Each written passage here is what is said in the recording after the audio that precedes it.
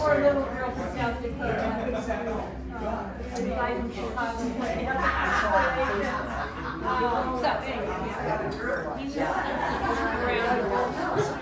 anyway, he's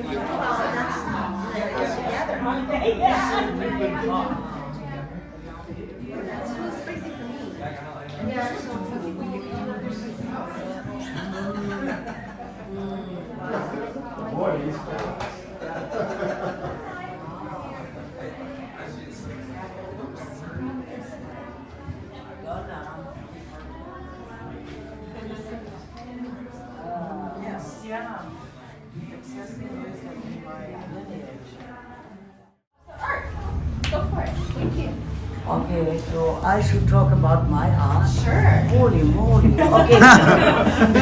I'm working at the moment with gravity here. The theme was black and white, so that we see all the gray tones, what becomes when black and white touches.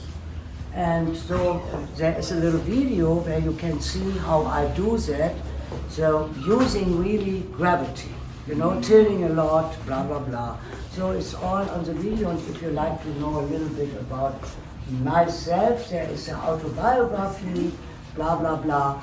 And that is my very young friend, Samuel Whitman, who moved into the community now. He's a new member, and I'm so happy and pleased that I can make an exhibition with that guy, because he's just wonderful, I think. You know. Thanks, Marlis. Yeah. Okay. So that's all. Is that it? Oh my gosh. Okay. Yeah. So I suppose what I might want to say about my art. Well, first of all, it's just really nice to be here. You know, having the show with you is fantastic. I love your stuff, and I think that the way the aesthetics, like, they match each other in a sort of way that like really contrasts and like accentuates what's going on, which is so nice. Yeah, so I guess my stuff is like really process oriented, and so I feel what's going on, and then I sort of like put a little bit out there, and then step back, and then dive back in.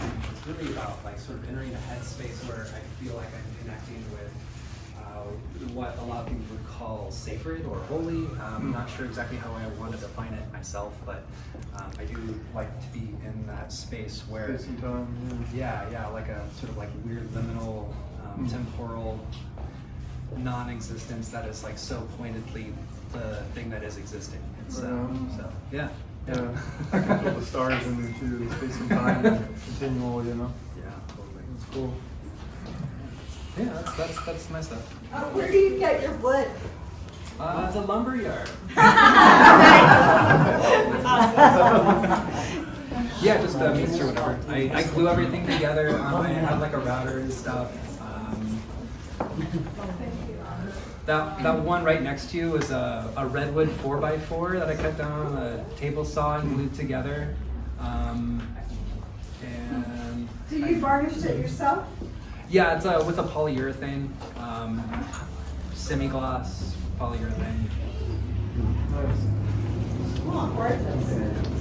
So, Asa, he wants to read a little paragraph from Alan Watts. I didn't want to. Betrifft.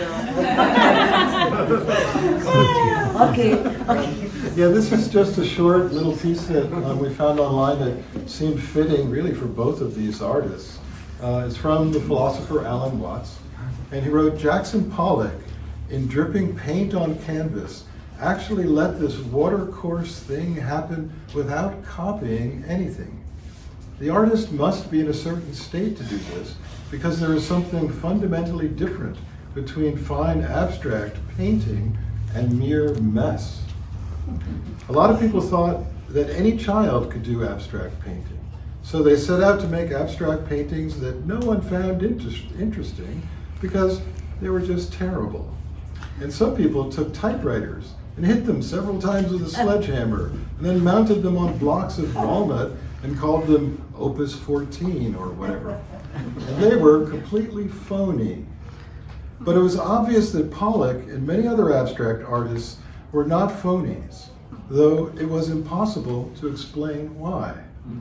In the same way as it is impossible to explain why the patterns in water, clouds, or mountains are beautiful. Yeah.